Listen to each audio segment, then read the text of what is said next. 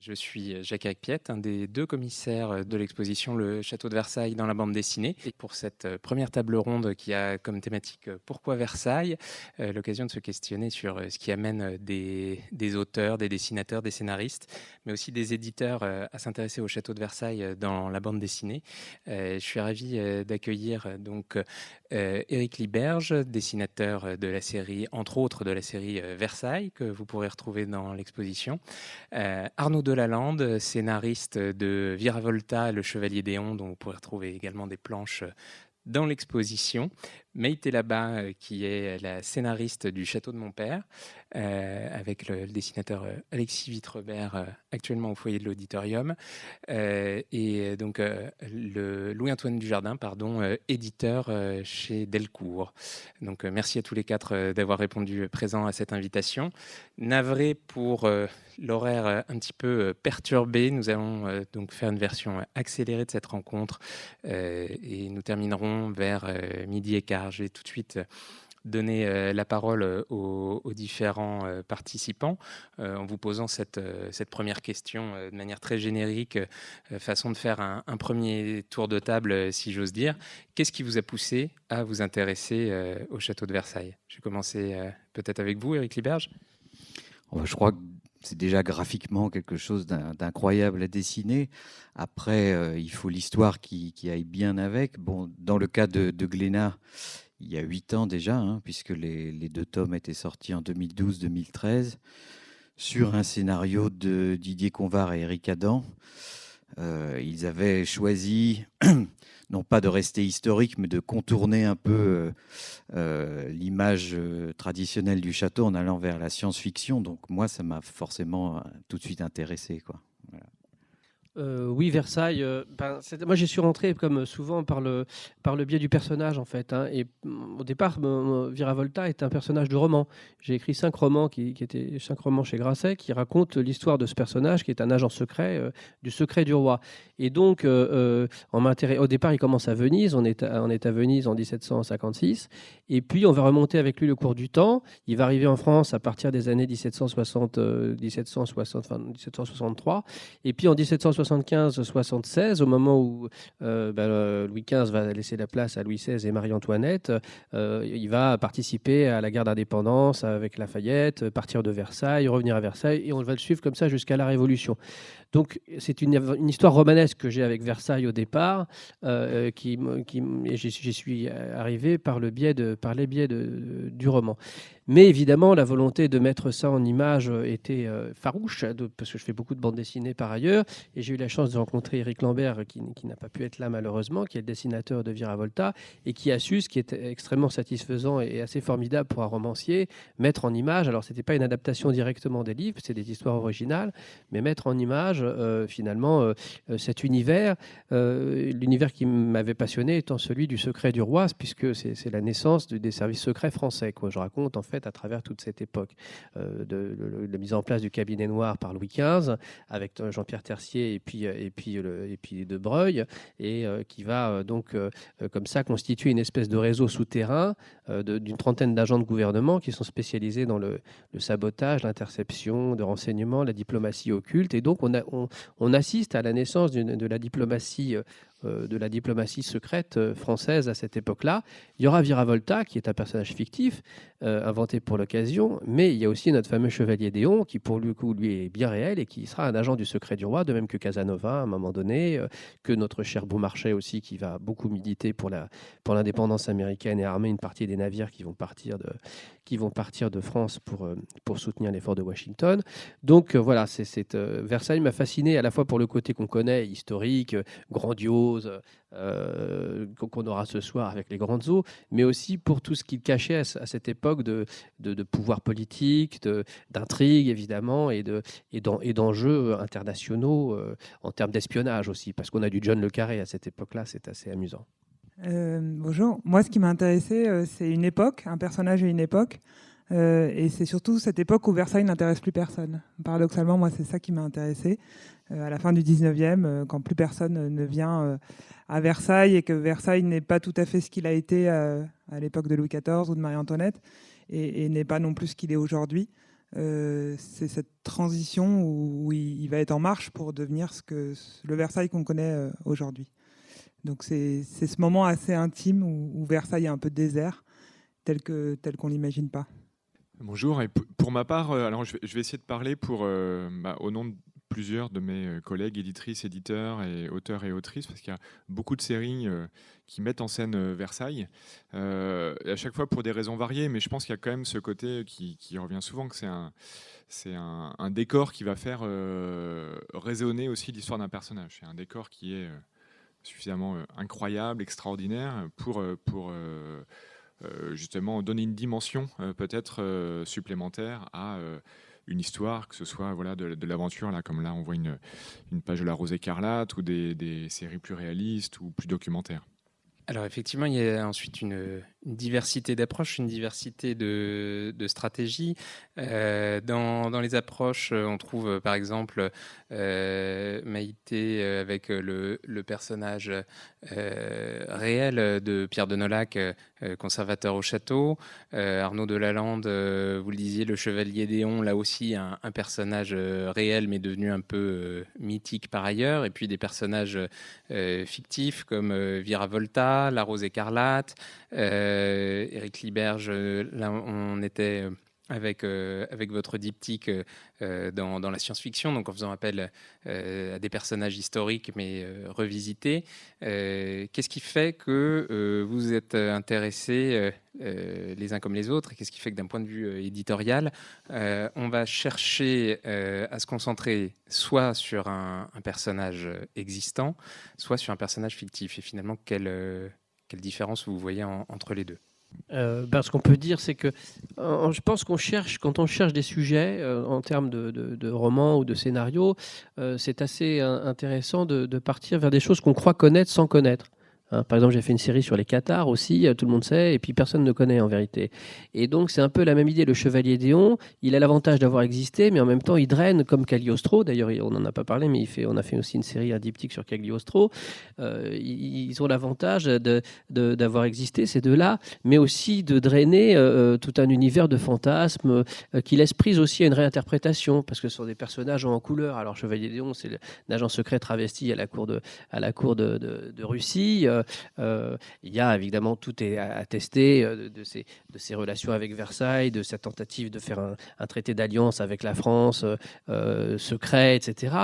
Bon, donc il y a la réalité historique, et puis il y a l'interprétation qu'on va en faire du point de vue, j'allais dire, artistique ou scénaristique, qui du coup nous permet à la fois d'avoir un support qui permet de l'ancrer dans une époque véritablement, et puis en même temps de ressusciter ce qui, je pense, nous rassemble tous un peu dans ce métier, c'est-à-dire ce plaisir de la série haute en couleur, voilà, des personnages un peu vibrillants dans des décors incroyables, voilà. Donc ça, c'est pour les personnages réels, mais le problème, c'est que les personnages réels résistent aussi, parce qu'on peut pas leur faire n'importe quoi non plus, d'où alors parfois le recours. Moi, par exemple, pour Viravolta, puisque ça a commencé à Venise, je voulais au départ partir de faire que le personnage soit Casanova. Et puis, sauf qu'il y a les mémoires, il y a aussi, là, pour le coup, c'est un personnage historique de la même manière. Donc, je me suis rendu compte, à mesure que je bâtissais mon intrigue, que je ne pouvais pas lui faire ça. Donc, j'en ai fait une espèce de décalque qui est Viravolta, qui est matinée d'un James Bond au XVIIIe siècle. Et là, tout à coup, ça vous permet de lui faire absolument ce que vous voulez. Et donc, on a une totale... Et après, le jeu du romancier comme du scénariste, c'est toujours Fabrice à Waterloo, si vous voulez, dans la Chartreuse de Parme, c'est de rentrer par le petit bout de la lorgnette pour voir le grand spectacle.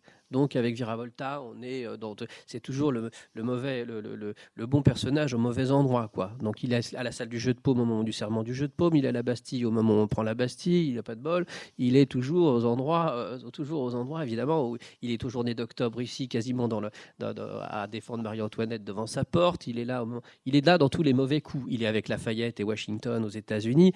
Bon, alors l'avantage, c'est que le personnage, après, on prend les grands événements historiques et puis on va le couler à l'intérieur et on emmène le spectateur ou le lecteur, et puis on ouvre avec lui les yeux, et là on est au cœur comme dans un documentaire, quoi. Et c'est cette dimension-là que j'adore en termes d'écriture.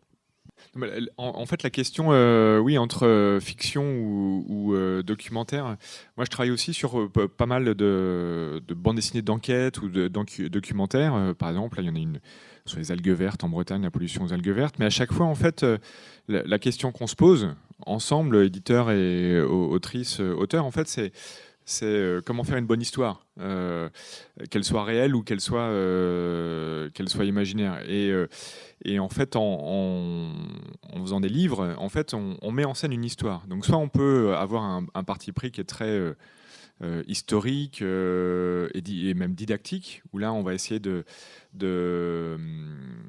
coller à la réalité. Mais si on est trop didactique, on va perdre le lecteur à un moment donné, parce qu'on va avoir une distance. Alors que c'est toute la richesse de la bande dessinée, en fait, c'est qu'on l'embarque, c'est qu'on l'immerge en fait dans une histoire.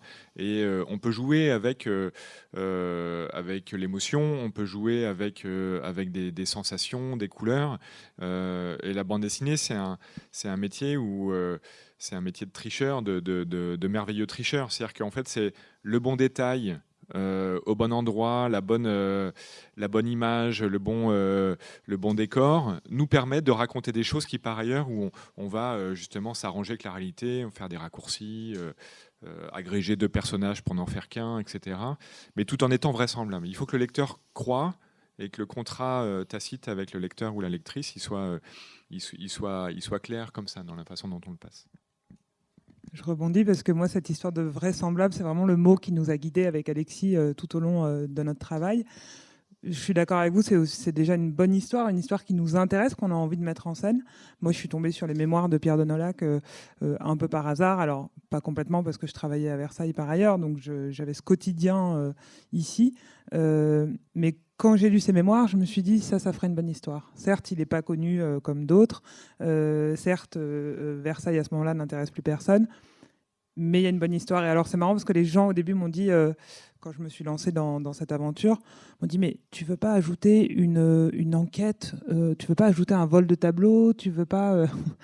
Et j'étais là, non, je suis désolée, peut-être que ça marchera pas, mais je ne veux pas venir ajouter une fiction trop forte qui va détourner le lecteur, surtout de ce personnage qui est une caisse de résonance avec le Versailles d'aujourd'hui.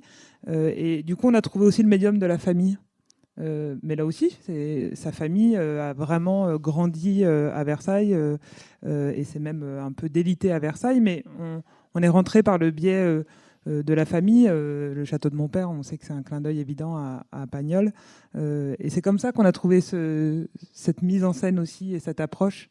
Et j'étais, moi, assez contente de ne pas venir ajouter une fiction qui n'était pas ce projet. Par ailleurs, j'adore la fiction, j'en ferai peut-être un jour, mais c'était pas ce projet et je pense que ça aurait été très artificiel de venir comme ça coller une vraie fausse enquête. Et puis par ailleurs, il y a des vrais vols de tableaux qui sont merveilleux à raconter, comme celui de la Joconde ou autre. Voilà. Non, je suis tout à fait d'accord avec tout ce que vous avez dit. Pour rajouter quelque chose, juste du point de vue du dessinateur, c'est vrai que l'on aille soit sur l'historique pur et dur, ou bien la fiction, même pure et dure, c'est-à-dire qu'elle s'éloigne tellement de l'historique que ça n'a plus rien à voir, même si on conserve les traits du château, on conserve les costumes, etc.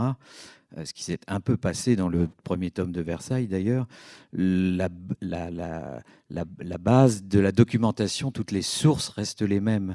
Et ce qui est intéressant pour le dessinateur, c'est justement de mettre ces souliers-là, de rentrer, d'épouser en fait cette fraction du temps où les gens s'habillaient de telle manière, où là on a matière franchement à rêver nous-mêmes dans le travail au quotidien sur les planches, à se documenter comme ça, que l'on fasse justement de l'historique ou quelque chose d'un peu plus fictionnel.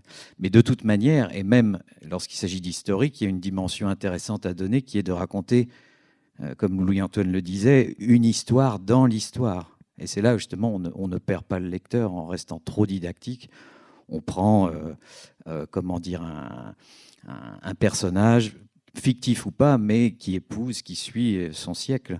En ce moment, je suis en train de lire le journal de l'année de la peste de Daniel Defoe. Bon, j'en suis au début, hein, mais ça correspond bien avec l'année qu'on est en train de vivre. Après quelques pages où il plante son décor, qu'on sent qu'il va devenir apocalyptique, soudain, il prend le ton du jeu. Et là, la personne... En tout cas, le lecteur peut s'incarner dans le narrateur, et là, c'est formidable, quoi. Voilà. c'est pas intimidant Versailles comme. Je suis désolé, parce que c'est quand même. Au niveau du décor, pour un dessinateur, là, parce que oui, pour oui. les scénaristes ou l'éditeur, c'est facile de dire dessine-nous Non, Versailles. mais oui, ça c'est un truc que j'adore, c'est que tout à coup on met case 1 extérieur jour, vue sublime de Versailles. Point. Moi j'ai terminé. Puis là il s'amuse. Aérienne. Aérienne. Voilà. Vue sublime aérienne de Versailles. Vous voyez, ça c'est moi ça me prend pas trop de temps. Non, c'est à la fois, comment dire, il y a toujours un moment de flottement où on se dit mais comment je vais faire? Est-ce que effectivement il faut que je prenne une montgolfière pour faire cette case-là? Non, il faut, je pense là, il faut retourner toutes les sources qu'on peut avoir et essayer de capter celles qui nous correspondent. Et à partir du moment où on a les images qui nous correspondent, là on peut à ce moment-là les jeter pour faire la vision qu'on a au fond de soi. Voilà. Ce qui est intéressant, je trouve, du point de vue graphique, tu me corriges, avec Versailles, justement, c'est que les lieux sont tellement connus que vous allez sur Google Images, vous avez une avalanche, c'est des milliards de photos. Donc pour le dessinateur, c'est à la fois de trouver parfois des plans qui sont où on va reprendre, tout à coup on va reconnaître évidemment Apollon, etc. Et on va avoir l'image familière de Versailles qui est celle du guide touristique. Et puis en même temps d'avoir du pas de côté avec un regard où tout à coup la perspective du réalisateur s'affirme parce qu'effectivement il a, par exemple là vous avez la vue des jardins, vous allez avoir l'orangerie sous un angle particulier, vous allez avoir la fameuse vue sublime aérienne, mais ou sous la neige. Tout à coup, nous on a fait Viravolta, il arrive sous la neige, donc les jardins sont enneigés, c'est quelque chose qu'on n'a pas l'habitude de voir, au moins. Donc il y a aussi cette recherche-là du regard, qui à la fois avec, par exemple là, la Galerie des Glaces, bon, bah, c'est le canon versaillais, mais vous pouvez avoir le pas de côté où tout à coup vous allez être dans le bosquet de l'Encelade, où moi Viravolta se promène dans le roman dans un bosquet qui n'existe plus, qui était celui du labyrinthe, qui était magnifique, avec des statues qui rappelaient les fables de La Fontaine, etc. Alors voilà, c'est aussi un trésor de décors Versailles. Il y a ceux qui sont archi connus, et puis il y a tous les petits bosquets que le grand public, même pour y être passé, ne connaît pas forcément. Et donc il y a plein d'endroits en fait qui peuvent nourrir l'inspiration aussi bien scénaristique que visuelle. Alors, vous avez devancé la question suivante, effectivement, et je pense que pour autant ça fait sens. Tous, autant que vous êtes, vous avez cherché à faire ce pas de côté, pour reprendre votre terme, pour finalement être à la fois dans la dimension iconique, la Galerie des Glaces, qu'on retrouve donc aussi bien dans Viravolta, dans le château de mon père, le parterre de l'orangerie, la façade côté jardin dans Versailles, la Galerie des Glaces à nouveau, on l'avait ici dans La Rose écarlate chez Delcourt. Comment est-ce qu'on arrive à jongler finalement entre la dimension iconique de Versailles et peut-être justement ce côté, les faits historiques qui sont têtu, vous le disiez, par rapport au fait de finalement renoncer à Casanova pour prendre un personnage fictif. Donc comment on fait pour jongler entre ce côté iconique et en même temps arriver à sortir des stéréotypes et s'approprier finalement un lieu comme Versailles? Je crois qu'il faut rentrer dans notre propre rêve, parce que quand on est dans un récit, on doit rêver autour du récit. Le récit doit forcément, à un moment donné, nous plaire. On doit lâcher prise, en fait. Et à partir du moment où on lâche prise et que le rêve naturel vient nous bercer ou alors nous faire travailler, même inconsciemment, c'est-à-dire c'est un processus quotidien, c'est constant, même peut-être la nuit, on se met aussi à rêver concrètement de l'histoire que l'on fait. Là, on est pénétré par son sujet, et c'est très difficile à décrire cette phase, parce qu'il faut vraiment lâcher prise, et il faut essayer de se dire, ou alors de ne pas se dire qu'est-ce que les gens attendent de moi. Il faut dire je reste moi-même et je vais là où finalement le projet m'emmène. Il y a y a vraiment un déclic à un moment donné où on le sent très bien sur Fritz Lang en ce moment. Il y a un moment donné où les choses sont tellement naturelles que c'est un fil qu'on tire d'une bobine et ça vient tout seul. Voilà. À partir de ce moment-là, la chose est entre guillemets gagnée. Mais s'il y a vraiment un effort, on trouve pas le ton. Et ça m'est arrivé sur un album en particulier. Je me souviens qu'on avait quand même, avec les scénaristes, recommencé 3 fois le début. Et là, l'alchimie ne prenait pas. Donc, c'est vraiment une histoire de lâcher prise et d'alchimie aussi. Ouais. Moi, la réponse est un peu faussée parce que j'ai travaillé ici pendant 8 ans. Je continuais à habiter à Paris, mais Versailles, c'était devenu mon quotidien. Donc, j'avais ce rapport assez intime. Non pas que je me prenne pour Pierre de Nolac, mais et du coup, quand j'arrivais le matin, au bout d'un moment, je voyais la cour en noir et blanc, j'avais l'impression de voir mes personnages au pied du pavillon du Four, ce qui m'a un peu inquiété pour ma santé mentale à un moment donné. Mais c'était vraiment curieux. Je sortais du train, je voyais ce paysage, et vraiment tout d'un coup, j'étais dans une carte postale 1900 ou dans les dessins d'Alexis. Et je rejoins un peu Eric, je me suis posé beaucoup de questions au moment de démarrer ce projet, étant toute jeune scénariste. Et j'ai demandé à Emmanuel Guibert, avec qui j'ai eu la chance d'échanger, puisqu'il a illustré, il y a longtemps maintenant, quand il était jeune auteur lui aussi, il a illustré un livre pour enfants sur Versailles. Et bon, maintenant, on sait qu'Emmanuel Guibert n'est plus ce jeune auteur débutant. Et je lui ai dit, Emmanuel, cette histoire, j'ai envie de la raconter aux futurs lecteurs comme j'aimerais qu'on me la raconte à moi. Est-ce que ça, c'est OK ? Parce que je ne savais pas. Et il m'a dit, je pense, Maïté, que c'est exactement ça. Donc, allez-y comme ça, et on verra. Mais, et ça m'a beaucoup guidée au début. Et je pense que c'est aussi se lâcher prise et se dire, allez, je me lance, je la raconte, cette histoire. J'essaye de me plonger en 1900, et puis on verra ce que ça donne. Oui, d'ailleurs, on voit bien sur la planche, j'allais dire, c'est le fil dont tu parles, c'est celui du personnage aussi, parce que c'est lui qui rentre à l'intérieur, et là on le voit déambuler dans les couloirs. Donc c'est une fois qu'on est dans le personnage, en fait, je parlais de l'œil ouvert tout à l'heure, c'est ça, une fois qu'on est en phase avec lui, finalement, c'est une question de... J'aime bien cette citation de Stephen King qui dit que l'écriture, c'est de la télépathie. Moi, je fais des ateliers d'écriture et j'explique, je dis, c'est de la télé-empathie même. C'est-à-dire que tout à coup, on va rentrer dans l'esprit du lecteur émotionnellement, mais parce que l'intermédiaire, c'est le personnage. Et donc, quand on suit les déambulations de notre Viravolta dans la Galerie des Glaces ou de ton personnage dont on voit les planches là, c'est en épousant ce regard que tout à coup aussi l'image vient.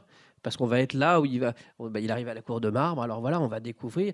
Puis ça dépend dans quel état, dans quelle disposition psychologique. C'est très important la relation entre le décor et l'état psychologique du personnage, évidemment.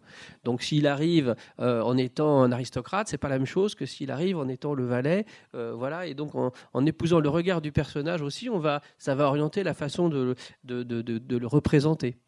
Par exemple, quand il y a, juste avant la Révolution, vous savez, à un moment donné, il y a tout le peuple de Paris qui débarque pour demander du pain ici. Et donc qui arrivent devant les grilles, prêtes à les saccager, etc. Et puis il y en a quelques-unes qui sont introduites auprès du roi, qui est Dieu, quoi. Et alors, évidemment, si vous adoptez le point de vue de ce personnage qui arrive à Versailles, vous allez représenter Versailles d'une certaine manière aussi. Vous serez au ras du sol, vous serez comme ça, avec les lambris, à découvrir le sublime, quoi. Et puis tout à coup, on vous présente Dieu. Si vous changez de point de vue, vous représenteriez la scène de manière différente, y compris du point de vue visuel. Donc je pense que le canal, c'est aussi beaucoup le personnage et sa disposition psychologique. C'est ce qui fait la beauté de ce métier et du dialogue qu'il peut y avoir ensuite entre le scénariste ou le romancier et le dessinateur. Oui, en fait... Pour continuer en fait sur ce fil, quand vous m'avez invité là avec cette question pourquoi Versailles, ça m'a un peu pétrifié, effrayé, et en fait la réponse que très vite j'ai trouvée, et puis à travers justement là en consultant les autrices, auteurs, les éditeurs, éditrices qui avaient dont les planches figurent dans l'exposition qui est à côté, à la salle du jeu de paume. En fait, souvent, la réponse, c'est le personnage, en fait. C'est-à-dire que Versailles, en fait, on ne peut pas raconter Versailles si on ne la raconte pas à travers quelqu'un. Enfin, une bande dessinée, c'est un récit qui est en général à travers quelqu'un. Il y a de très très rares auteurs de bande dessinée qui arrivent à faire des bandes dessinées non figuratives, mais je pense que c'est pas du tout le cadre est très loin de la majorité. Donc c'est cette question-là. Et il y a une réponse donc deux auteurs, là, le Patrice Pellerin, qui est l'éditeur donc, de la série L'Épervier. Lui, c'est un dessinateur justement qui est dans l'historique. Voilà, c'est sa grande série maritime. Donc il est dans le détail et dans le symbole. C'est-à-dire qu'en fait, il a sa représentation extrêmement précise, détaillée des lieux ou des bâtiments, etc. Il y a toujours une dimension derrière, en fait, quel est le pouvoir, le rapport au pouvoir du personnage qui va être à tel endroit ou qui va prendre tel bateau, etc. Et à l'inverse, Julien Maffre et Stéphane Piaczek ont fait une série qui s'appelle La Cour des Miracles. Eux, ce qui les intéressait, c'était l'envers du décor. Donc, c'était d'avoir, en fait... alors oui, il y a le Versailles qu'on connaît, très fastueux, impressionnant, mais c'était aussi une ville qui était... une ville et un château qui étaient entourés avec des gens qui mouraient de faim. Et donc, il y avait ce côté, en fait, aussi... La saleté, la pauvreté, en fait, qui côtoyait en fait ce faste. Et je pense que donc, et c'est leurs personnages qui les ont amenés à parler de ça et de montrer cette dualité aussi du lieu et du décor. Alors une question peut-être spécifiquement pour vous, Louis-Antoine Dujardin. Il y a des bandes dessinées qui sont portées par des auteurs, des projets qui sont apportés à l'éditeur. Parfois, c'est l'éditeur qui est à l'origine du projet. Donc dans tous les cas, in fine, c'est bien l'éditeur qui va faire que tel ou tel projet va arriver à sa concrétisation. Qu'est-ce qui fait, quelle est la stratégie finalement derrière qui anime l'éditeur et qui donne une telle place aujourd'hui et depuis une quarantaine d'années à la bande dessinée d'histoire et à Versailles, au château de Versailles, au sein de la bande dessinée d'histoire? Alors déjà, en fait, c'est les autrices et les auteurs qui vont jusqu'au bout du projet et qui font que le projet existe et arrive. C'est l'éditeur, il peut impulser, il peut choisir, faire se rencontrer, faire créer des couples, marier des auteurs. Mais c'est nous, on est des gens de l'ombre et c'est quand même les autrices et les auteurs qui portent le projet, qui le font aboutir, et qui permettent que le livre soit ce qu'il est au final. Ceci étant dit, quand on travaille sur un projet qui a comme thème ou comme cadre Versailles, évidemment, on se dit on a un argument, parce que nous, notre souci, effectivement, c'est non seulement d'arriver à faire cette bonne histoire, et puis une bande dessinée, c'est du labeur, c'est des mois, voire des années de travail quand même. Donc il y a tout ce travail où on doit être présent, à l'écoute, aux côtés des auteurs et des autrices. Mais on se dit, en fait, il faut que ce travail, en fait, il vive sa vie. Enfin, c'est-à-dire que quand les auteurs, les autrices et l'éditeur que je suis, on a quasiment fini notre partie du job, c'est-à-dire que le livre est fait, les planches sont dessinées et le livre est imprimé. En fait, le livre n'a même pas encore commencé sa vie tant qu'il n'a pas trouvé de lecteur. Et c'est en ça que, quand on se dit Versailles, avec toute l'aura, l'image de marque, on va dire, du château, on se dit, on va avoir un argument pour faire que le livre existe. Aujourd'hui, il y a une telle profusion de livres, de bandes dessinées, qu'on essaye par tous les moyens de pouvoir un peu plus entrouvrir la porte et d'utiliser les arguments qu'on a à notre disposition. Donc Versailles est un argument, l'image de marque du château est un argument parmi d'autres. Ne suffit pas, loin de là. Mais c'est peut-être une petite différence, un petit plus certainement par rapport à d'autres projets. Oui, ce qu'il y a, c'est que ce qui est certain, c'est que c'est un point d'ancrage mémoriel, Versailles. C'est surtout ça. C'est-à-dire que c'est une pierre angulaire de notre histoire. Donc, à une époque où on se réinterroge sur le récit national, etc., c'est évident que Versailles, ça alimente les fantasmes, mais parce que c'est un plot de notre histoire qui est tellement massif, impressionnant, et qui draine tellement de beauté, mais de contradictions, de drame aussi, que ça se prête très facilement justement au drame et à la bande dessinée ou au roman en particulier. Oui. Et alors une dernière question en guise d'ouverture avant de donner la parole à la salle. On a recensé pour l'exposition plus d'une centaine d'albums uniques ou de séries qui traitaient de Versailles, prenaient Versailles comme décor à différentes époques, du tout début du XVIIe avec le relais de chasse de Louis XIII jusqu'à la période la plus contemporaine. Est-ce que aujourd'hui on a tout dit sur Versailles? Qu'est-ce qu'il reste à dire sur Versailles? Non, certainement pas. Je pense que là, c'est inépuisable parce que Versailles est devenu un symbole. Donc, au même titre que d'autres monuments, d'autres choses fondamentales dans l'histoire. Non, c'est inépuisable. Moi, je vois pas de limite, en tout cas. Ouais, moi non plus, j'en vois pas. Et pourtant, j'ai quitté Versailles il y a quelques années. Et je me suis posé la question au moment de quitter Versailles, de me dire... Bon, j'allais au Louvre, ce qui est par ailleurs un autre puissant fond. Mais je me suis dit, j'aurais pu encore passer des années à raconter des histoires sur Versailles, parce que mon métier numérique et audiovisuel m'amenait par ailleurs à aussi faire de la production d'histoire. Mais non, on ne s'épuise, enfin, Versailles ne s'épuise pas. Un auteur peut s'épuiser sur Versailles. Moi, je serais incapable d'abord, j'ai d'autres envies et je serais incapable de recommencer quelque chose autour de Versailles. Donc, je pense en tout cas, je parle voilà, en tant qu'autrice, je pense qu'on peut au bout d'un moment s'épuiser, avoir envie d'autre chose. Mais Versailles, et je rejoins Eric, est inépuisable. Il y a une telle richesse et d'histoire et d'espace. Il y a les Trianons, il y a le parc, il y a eu beaucoup de châteaux différents. Versailles a été beaucoup de châteaux. Il y a l'époque contemporaine. Je pense que non, c'est heureusement inépuisable. Et puis c'est un miroir, hein. Comme tout lieu de symbole, c'est un miroir de l'époque. C'est-à-dire qu'en fait, à chaque époque, justement, une autrice, un auteur vont s'emparer de Versailles pour raconter aussi leur propre histoire et pour raconter leur époque. Et c'est ce qui est intéressant aussi d'ailleurs justement dans la sélection et les livres voilà, des gens à côté de moi. C'est-à-dire que vous voyez bien en fait avec les quelques images qui sont sur l'écran en fait qu'on raconte pas du tout la même chose, c'est pas du tout la même sensibilité et donc c'est pas du tout la même personne qui s'exprime à travers ce même château qui pourtant lui semble immuable. Ce qui est vrai, c'est que moi, j'ai choisi Pierre Danelac parce que ça avait une résonance très grande avec l'époque dans laquelle on vit aujourd'hui. Il raconte dans ses mémoires qu'il négocie avec le ministère pour avoir des fonds, pour réorganiser les expos. Je vous assure que quand on travaille au quotidien dans un musée aujourd'hui, quel qu'il soit, l'expérience, elle est très similaire. Et puis là, on est au début de la Troisième République et on vit encore dans ce système républicain. Et moi, j'ai choisi... effectivement pour le miroir de notre époque que c'est. Donc, je vous rejoins complètement, Louis-Antoine, là-dessus. Mais tant que vous aurez un regard porté sur Versailles, c'est aussi l'effet miroir, vous aurez une nouvelle histoire.